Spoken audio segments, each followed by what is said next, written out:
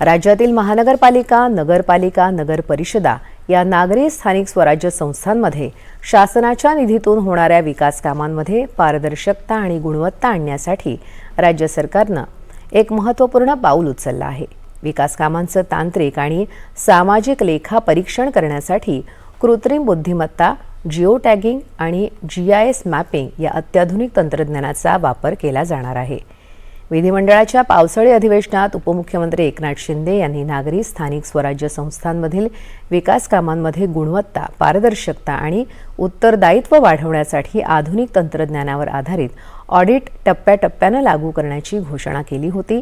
त्यानुसार आता नगर परिषद प्रशासन संचालनालयाच्या आयुक्त तथा संचालकांच्या अध्यक्षतेखाली एका विशेष अभ्यास गटाची स्थापना करण्यात आली आहे।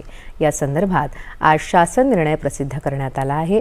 स्थापन करण्यात आलेली समिती 1 महिन्याच्या आत शासनाला अहवाल सादर करेल।